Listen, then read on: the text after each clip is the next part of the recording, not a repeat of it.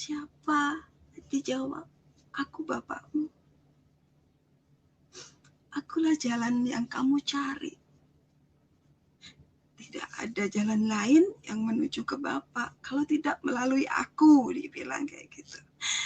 Di situ saya nggak bisa ngomong apa-apa, sampai nangisnya lama, cukup lama.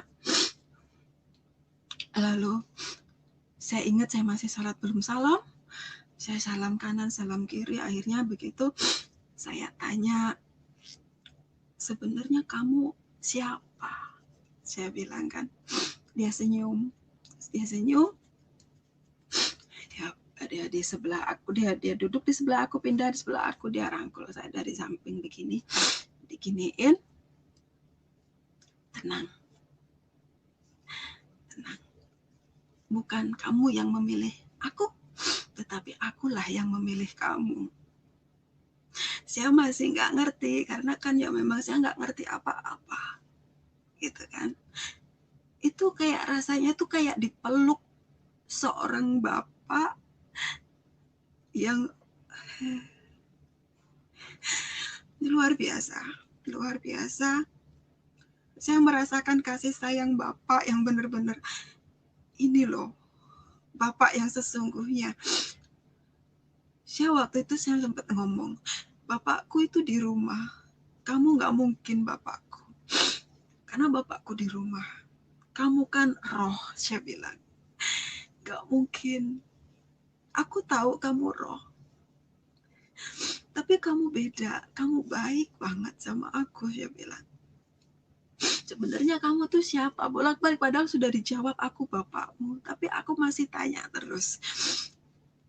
Lalu terakhir dia malam itu dia bilang, besok kamu pulang, kamu pergi ke Hong Kong sekolah, gitu kan. Lalu saya sehari semalaman itu dari jam 2 sampai pagi, sampai subuh saya nangis. Nangis itu kayak meluapkan apa ya, unek-unek, kok aku begini ya, kok aku begini, kayak curhat gitu lah, kayak curhat. Dia cuman beginiin, iya, kayak gitu aja. Lalu sampai pagi saya sholat lagi kan, saya sholat lagi subuh seperti biasa. Nah hari-hari itu saya merasakan sukacita, unik, nyaman kayak gitu kan, nyaman di hati itu, nyaman. Tapi di sini masih bertanya terus. Di sini masih bertanya, saya bilang, sebenarnya ada apa sih dengan aku, kok Tuhannya orang Kristen tuh nemuin aku kayak gitu, kok Yesus ini nemuin aku, sebenarnya ada apa dengan aku. Tapi nggak apa-apa lah, saya bilang, yang penting orang itu baik kok, walaupun kata orang itu ini roh itu roh ini, tapi aku ngelihat roh ini satu ini baik banget sama aku. Aku bisa curhat, aku nggak takut, nggak seperti setan yang lain seperti itu kan, roh-roh yang lain yang dia suka nakut-nakutin, dia suka ngagetin, dia suka pokoknya mempengaruhi hal-hal negatif. Ini yang saya rasain beda. Lalu di situ di hari berikutnya, waktu itu hari apa ya, Minggu kalau nggak salah ya, Minggu lagi tuh pagi, majikan pergi lagi. Tapi waktu yang hari Minggu kedua itu saya nggak mainan sama anjing, tidak. Cuman hari itu majikan bilang, kamu hari ini istirahat, kamu nggak usah ngapa-ngapain, pokoknya kamu hari ini istirahat total. Dia bilang kayak gitu. Jadi di situ saya kan nggak ngapa-ngapain, di dalam kamar, paling keluar cuma makan kayak gitu, nanti masuk lagi ke dalam kamar tiduran. Nah di saat itu saya duduk sambil baca Al-Quran ya, lalu saya tuh ngomong gini, kalau memang kamu benar bapakku, sebenarnya apa sih yang membuat orang Kristen itu menyembah kamu, saya bilang kan. Dia datang, langsung kayak langsung ada aja di sebelah aku. Dia bilang, sini, kata dia kayak gitu. Datang lagi, saya bilang kayak gitu kan. Gimana? Aku pengen tahu, saya bilang, kenapa kok orang Kristen itu nyembah kamu? Sini, buka tangan kamu, dia bilang kan. Saya buka tanganku seperti ini, seperti orang berdoa begini. Lalu kamu lihat dalam-dalam di tangan kamu mau masuk di dalam. Seperti itu saya resapi seperti saya itu masuk ya, roh saya itu kayak dibawa masuk kayak gitu. Nah di situ dibawa ke alam lain ya, dibawa ke alam lain. Saya dilihatkan kayak layar lebar banget, tetapi saya ada, cuman itu di masa lampau kayak gitu kan, di masa yang cukup nggak ngerti kayak gitu kan. Di situ begitu masuk itu pertama kali gelap banget. Saya kan takut ya, saya langsung gandeng tangannya Bapak kan, karena tapi begini ini bisa kepegang. Tapi anehnya lah, saya bilang kayak gitu kan roh ya, tapi kok aneh, tak tarik gini kok kepegang kayak gitu kan. Nah terus takut, jangan takut katanya kan. Oke, coba perhatikan, kamu cukup melihat. Nah begitu itu hitam pekat ya, pokoknya hitam. Terus nggak lama kemudian ada putih ya, ada putih, ada hitam. Lalu di situ ada air, lalu di situ ada angin. Begitu ada angin, di situ ada kayak debu tanah kayak gitu tuh gerumpul, itu bentuk bulatan. Lalu di situ satu tuh tumbuh-tumbuhan kayak rumput, pohon kayak gitu tumbuh satu-satu. Nah, lalu nggak lama dari situ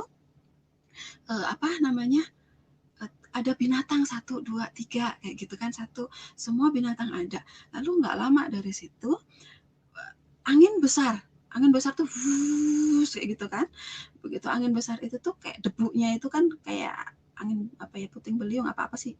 Nah debunya kan naik tuh, itu kayak bentuk sesuatu. Begitu bentuk sesuatu langsung pup, kayak taruh aja di tanah ya, ditaruh di tanah itu berbentuk manusia. Lalu di situ berdiri dan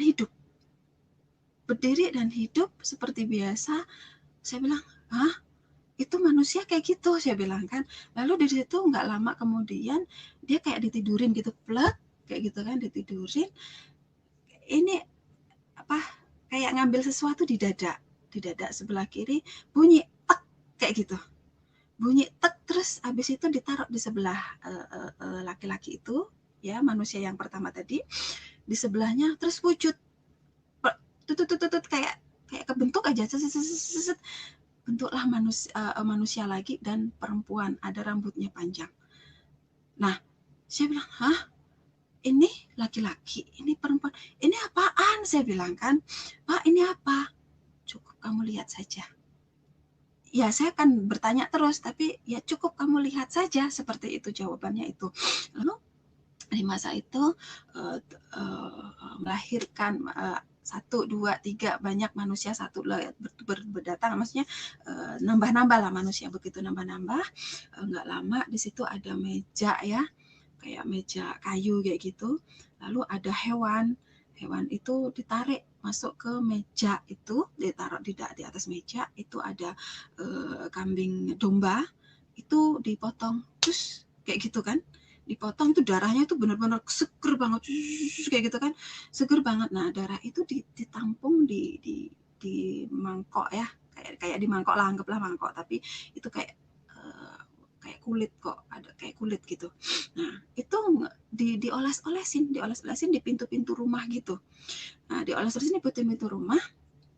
Lalu nggak lama dari situ beda masa lagi, ada air angin yang begitu besar, air kayak gitu kan, tinggi, gemuruh besar banget, tinggi banget. Nah dari situ kayak mau ngenain ke aku, tapi aku nggak kena kayak gitu kan, ngenain aku, gulung aku gitu, tapi aku nggak kena. Nah setelah itu muncul dari jauh itu tuh kapal besar banget, di situ ada masuk binatang, ada manusia juga, beberapa orang, nggak banyak, tapi binatang itu lengkap. Lalu ada tumbuh-tumbuhan itu nggak banyak, kalau tumbuh-tumbuhan beberapa kayak gitu kan. Di situ nggak lama terus berbeda lagi, berbeda masa, ada lagi aku melihat laki-laki dan perempuan. Perempuannya ini sedang hamil itu naik binatang berkaki 4, saya nggak tahu itu binatang apa. Naik di situ, lalu dia ketok-ketok pintu beberapa rumah gitu, kayaknya nggak dikasih apa, nggak ngerti, pokoknya ketok-ketok itu keluar lagi, ketok-ketok keluar lagi. Lalu nggak lama itu ada di rumah kecil, apa ya, kayak gubuk gitulah, kayak gubuk itu. Dia masuk di situ dan melahirkan di situ. Nah di situ saya melihat, loh Pak, itu perempuan lahirin di situ, kasihan banget, saya bilang kan. Saya kasihan banget ngelihatnya. Begitu saya ngeliat kasihan banget, itu kasihan, tolongin lah, saya bilang kayak gitu. Dia cuma bilang lagi, lihat saja, begitu kan. Ya tapi di sini nih kan bingung ya, pokoknya saya teriak. Nah terus nggak lama itu ada bintang kayak naik gitu, cus gitu kan, di atas itu terang banget bintang itu. Nah di situ terus beda masa lagi, kejadian demi kejadian banyak banget, apa namanya, bumi itu hancur ya, banyak kerusakan di mana-mana, banyak manusia dibunuh, banyak orang jahat, ada juga orang baik. Lalu ada lagi muncul beberapa orang jahat yang benar-benar bengis banget, dia bawa pedang luar biasa. Beberapa orang itu luar biasa, ngeri banget aku melihatnya. Lalu ada muncul lagi satu orang, dia enak, orangnya baik kayak gitu kan, orangnya baik banget, dan aku melihatnya itu penuh dengan kebaikan lah kayak gitu. Nah terus yang orang-orang jahat yang bawa pedang, bawa apa tadi itu, kayak cuma digini kayak gitu tuh hilang, kayak gitu, nggak ada aja, hilang gitu kan. Nah terus yang baik ini ada di situ, ada sampai beberapa masalah kayak gitu kan. Lalu berganti masa lagi, itu bumi gundul, bumi nggak ada apa-apa lagi, hancur. Setelah itu muncul di laut itu kayak binatang-binatang yang aneh, kayak kepalanya manusia tapi badannya binatang, nanti badannya manusia, nanti kepalanya binatang, ada yang seperti itu beberapa, dan itu besar sekali. Nah sampai situ saya langsung ditutup mata saya, diginiin lagi, cukup, nanti kamu pergi ke Hong Kong, kamu belajar, kamu akan mengetahui apa yang sudah kamu ketahui saat ini, nanti kamu belajar di sana. Dia bilang kayak gitu. Lalu di situ saya dibawa kembali ke badan saya lagi, saya masih seperti ini, saya langsung amin gitu kan, amin. Saya cuma bilang, ada apa dengan saya? Itu saja. Besok kamu pulang, kamu pergi ke Hong Kong. Nah, karena kan saya hari-hari itu agak aneh ya, bicara sendiri lah, apalah kayak gitu, orang melihatnya saya gila. Ya, saya pulang di perjalanan itu dibilang saya gila, padahal majikan saya baik, majikan saya kepingin ngobatin saya seperti itu, tapi saya bilang enggak, bapak saya nyuruh saya pulang, saya bilang kayak gitu. Akhirnya oke, diizinkan, tetapi dengan satu syarat, kamu harus tanda tanganin kalau kamu memang minta pulang, walaupun ini saya mau ngobatin kamu. Iya, saya akhirnya tanda tangan, nggak ada tuntutan sama sekali lah, intinya seperti itu. Saya pulang ke Indonesia, di perjalanan saya dibilang gila, tetapi puji Tuhan, duit semua yang dikasih majikan utuh, tidak kurang sepeser pun, kecuali untuk perjalanan saya pulang, naik travel, sama untuk makan di jalan. Itu saja. Lalu begitu saya sampai pulang di rumah, karena kakak saya tadi paranormal ya, diobatin sama kakak saya. Kakak saya bilang, kamu cari paranormal lain, karena maksudnya kalau sedarah itu kurang bisa lah, seperti kurang bisa nyatu lah obatnya, kurang gimana lah, aku nggak ngerti intinya. Terus di situ saya diobatin tempat lain. Nah di tempat paranormal itu saya diobatin pakai obat itu jamu-jamuan kayak gitu tradisional, disuruh minum, lalu direfleksi juga. Direfleksi itu saya menemukan, bukan saya tapi yang merefleksi saya itu menemukan sesuatu di sini, katanya kurang baik, ada sesuatu di sini, sarafnya yang kurang baik. akhirnya di situ dibenerin. Setelah itu 3 bulan proses penyembuhan saya itu 3 bulan, saya dinyatakan sembuh. Begitu saya dinyatakan sembuh, Bapak ngomong lagi, ayo sekarang waktunya kamu berangkat ke Hong Kong. Seperti itu. Saya berangkat lagi. Akhirnya saya berangkat lagi. Saya udah ketemu sama anak juga, tapi waktu itu sudah bilang kalau mau cerai ataupun tidak nanti saya nggak mau mikirin itu. Saya pokoknya mikirin saya dan masa depan anak biar aku nggak mau lah, intinya saya nggak mau cerai tapi nggak tahu nanti, itu masih gantung. Nah, saya berangkat ke Hong Kong ke Hong Kong di PT sekitar 3 bulanan. Di 3 bulan saya berangkat ke Hong Kong itu sekitar 1 minggu di Hong Kong itu saya disuruh holiday ya sama majikan itu. Di sana aku dikasih holiday tiap minggu. Saya bilang karena hari itu memang baru seminggu, saya nggak tahu mana-mana ya, akhirnya saya bingung dan saya nggak mau keluar. Tapi saya dimarahin sama majikan. Dia bilang, kalau kamu nggak mau keluar nanti saya yang didenda sama pemerintah, dia bilang kayak gitu. Aku nggak akan lapor kok, karena memang aku belum ngerti mana-mana, aku nggak lapor kok, aku bilang kayak gitu. Satu, saya belum punya uang, yang kedua saya belum tahu mana-mana. Akhirnya karena dia bilang belum punya uang, dia kasih uang saya $100 waktu itu, $100 Hong Kong. Kamu kalau mau keluar ini kamu pakai, katanya kayak gitu. Akhirnya saya bilang persetujuan, hari ini saya nggak keluar, tapi minggu depan oke saya keluar. Nah, di hari minggu ke depannya saya ngomong kan, saya mau keluar kemana, saya nggak tahu mana-mana. Akhirnya saya ingat lagi, Bapak yang sama aku masih ada nggak ya, gitu kan? Karena kan waktu itu kan tidak boleh terlalu dikeluarkan lah, kalau ada apa-apa cuma ngomong di dalam hati kayak gitu kan. Akhirnya di situ karena saya saking bingungnya, saya masuk kamar, saya cuma mau, Bapak masih ada nggak sama aku, saya bilang kayak gitu kan. Masih ada sama aku nggak, kayak gitu kan. Ada aja, langsung ada aja, dia bilang, ada apa, dia bilang, saya mau keluar tapi saya nggak tahu mana-mana. Iya, keluar sama Bapak. Nah, di situ beneran, ya besok keluar sama Bapak, dia bilang kan, karena sudah ngomong kan ya, udah janjian kan kayak gitu, udah janjian. Akhirnya pagi jam 8 saya keluar, Bapak itu sudah nunggu di depan pintu, udah nunggu. Dia bilang, ayo, katanya kan, Bapak, tapi aku ragu nanti aku kalau kesasar gimana? Kata dia kayak gitu kan, senyum kan. Terus saya bilang, enggak, aku yakin kok, waktu itu aku dibawa dari Singapura nggak kesasar, sampai sini pun saya nggak kesasar, pasti aku nanti juga nggak akan kesasar, saya yakin. Saya bilang kayak gitu.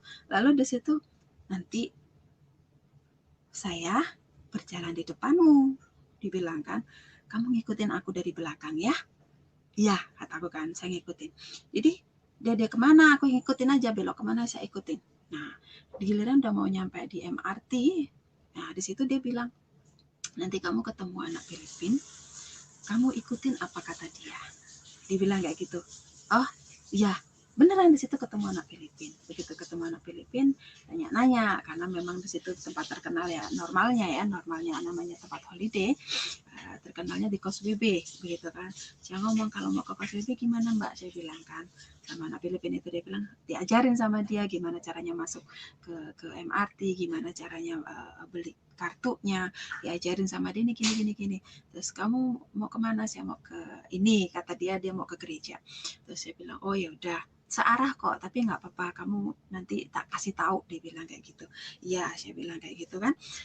Masih mau masuk ke MRT-nya, udah naik ke keretanya itu, saya dikasih tahu lagi, nanti kamu ketemu perempuan,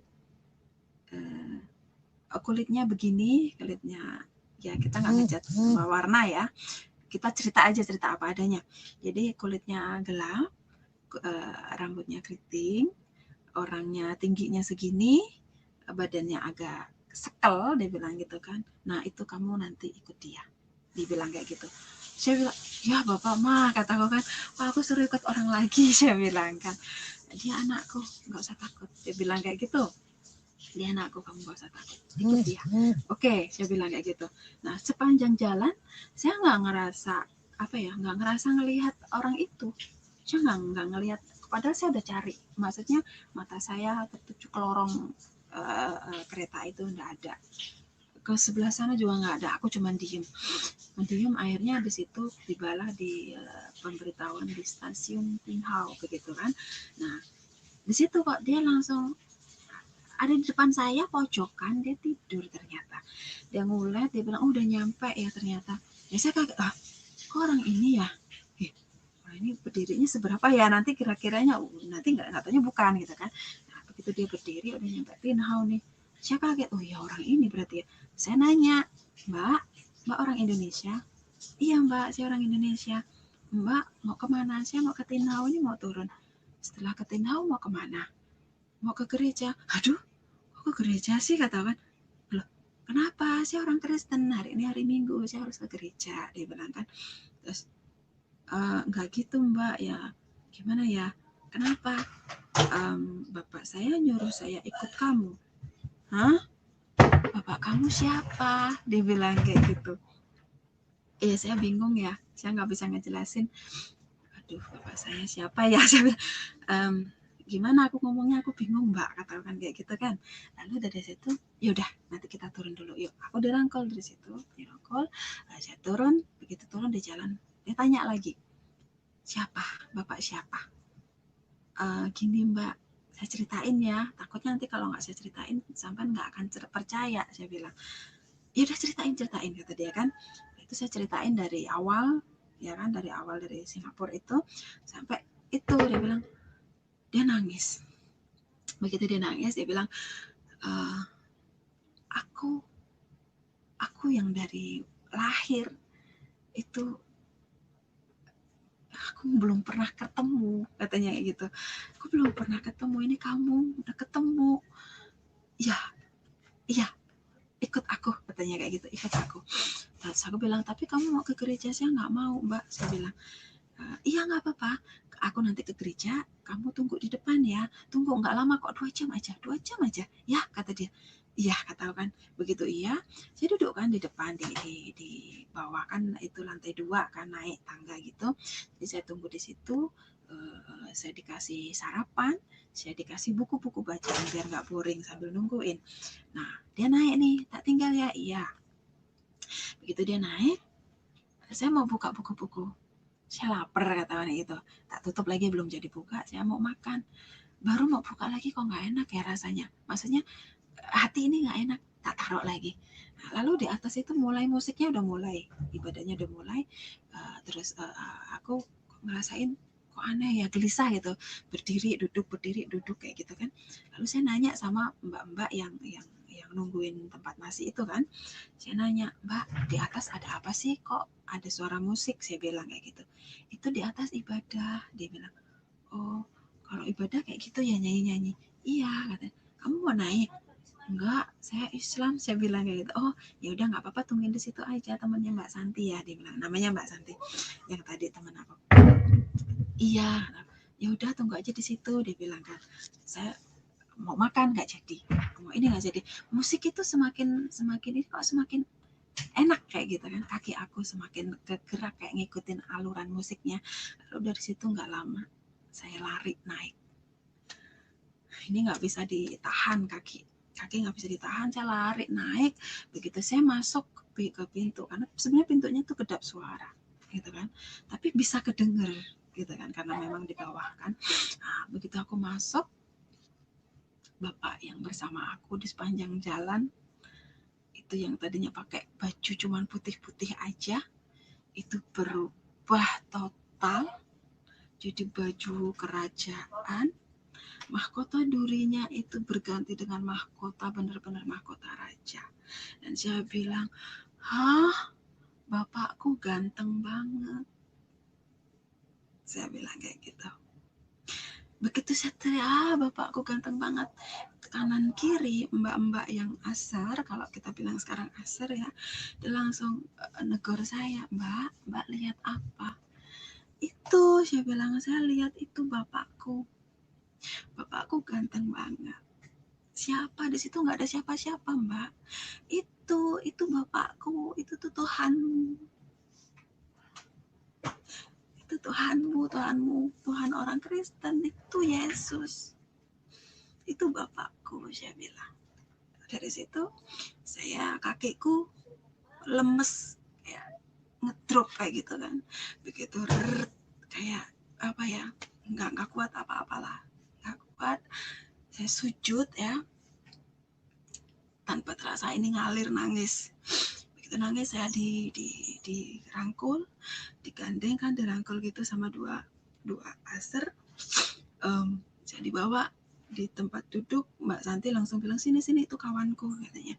Gitu, saya duduk di sebelahnya. Saya pun nggak bisa duduk di kursi, saya deprok di bawah di lantai sampai nangis dari awal sampai akhir ya. Nah di situ gak lama ada pendetanya masuk untuk khotbah. Yang saya lihat bukan pendeta, tapi yang saya lihat Tuhan Yesus itu sendiri yang naik ke mimbar. Di situ dibilang, aku Bapakmu, kamu anakku, aku mengasihimu. Bukan kamu yang memilih aku, tapi akulah yang memilih kamu.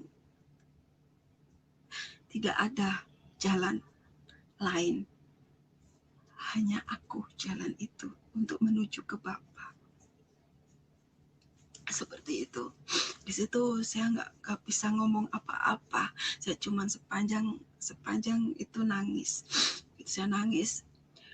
Ibadah selesai. Pokoknya banyak perumpamaan, banyak yang dikatakan. Tapi yang di sini ini terngiang banget itu. Lalu ibadah selesai. Saya diajak ya. Suaranya bisa agak besar dikit, Mbak. Soalnya kecil kedengarannya. Oke, silakan. Iya.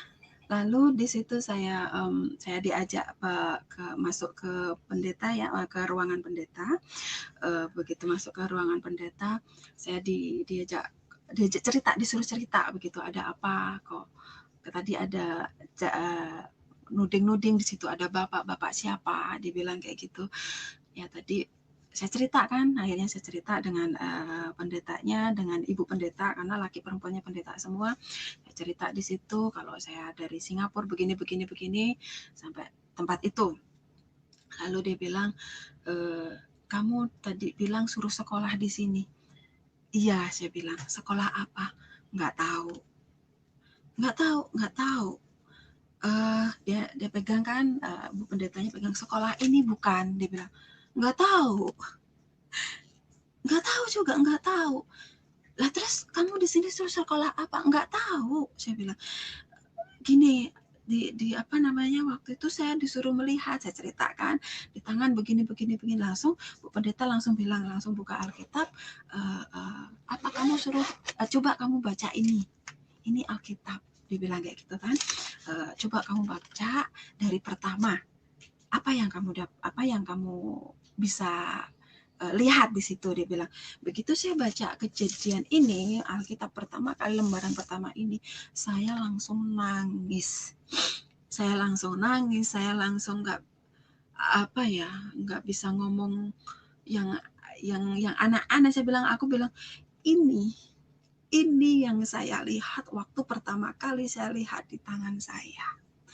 Ini seperti ini di buku, kok bisa ini ada bukunya, saya bilang. Kok bisa ini ada bukunya? Di waktu itu saya melihat di tangan aku masuk, saya bilang. Oke, apa coba kamu tanya sama bapakmu, apa itu sekolah itu yang disuruh, dia bilang.